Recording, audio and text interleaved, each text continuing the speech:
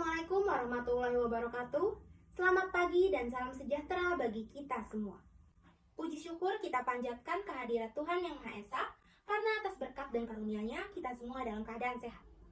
Yang terhormat Bapak, Ibu, rekan-rekan auditor, mahasiswa-mahasiswi Prodi Akuntansi, serta hadirin yang berbahagia. Perkenalkan, saya Fadila Nur Aini Rashim sebagai auditor KAP ZY yang pada hari ini berkesempatan untuk menyampaikan pidato saya yang bertemakan pelanggaran kode etik profesi auditor mampu mempengaruhi perekonomian negara. Profesi auditor memiliki peranan besar dalam bidang perekonomian dunia, terutama bagi perusahaan yang sudah go public. Namun, tidak jarang terjadi pelanggaran kode etik profesi auditor yang dapat menggemparkan perekonomian suatu negara hingga dunia, yaitu seperti kasus audit perusahaan Enron pada tahun 2001, serta kasus KAP di Indonesia yang melanggar kode etik profesi auditor.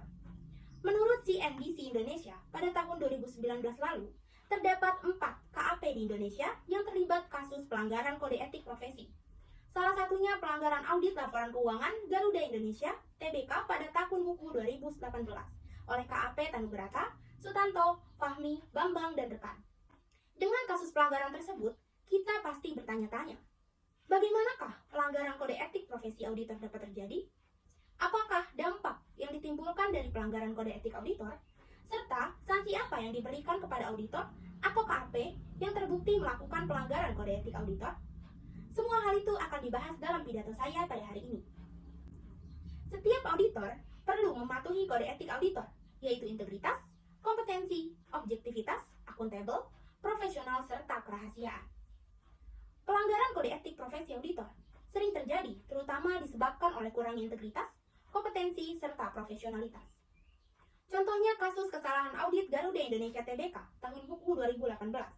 Pada konferensi pers yang digelar bersama Otoritas Jasa Keuangan atau OJK pada 28 Juni 2019, Kementerian Keuangan mengumumkan ditemukan fakta bahwa Garuda Indonesia mengakui pendapatan terkait kerjasama yang dilakukan dengan PT Mahathir Aeroteknologi atas pembayaran yang diterima Garuda setelah penandatanganan perjanjian.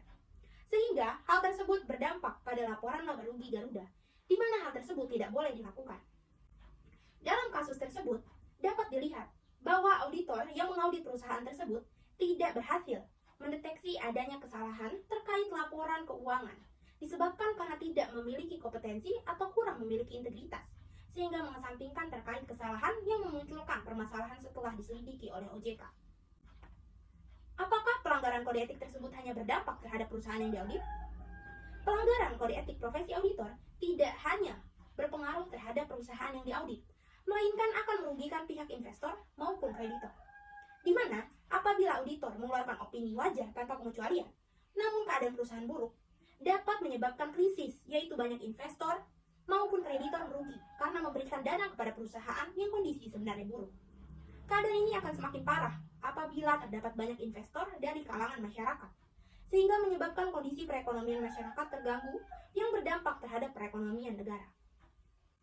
Karena dampak yang ditimbulkan dari pelanggaran kode etik auditor besar, maka kasus pelanggaran ini akan dikenakan sanksi yang diatur oleh pemerintah suatu negara, seperti pembekuan izin akuntan publik serta denda berupa uang. Contohnya kasus kesalahan audit PT Garuda Indonesia TBK, di mana pada konferensi pers yang digelar OJK pada 28 Juni 2019, Sekretaris Jenderal Kementerian Keuangan Hadianto mengungkapkan menjatuhkan sanksi pembekuan izin selama 12 bulan terhadap akuntan publik Cancer Silumpea dan memberikan peringatan tertulis disertai kewajiban memperbaiki sistem pengendalian mutu KAP pada kantor akuntan publik Tanubrata, Sutanto, Fahmi, Bambang, dan rekan. Maka dari itu, seorang auditor harus memiliki rasa tanggung jawab serta mematuhi kode etik profesi auditor.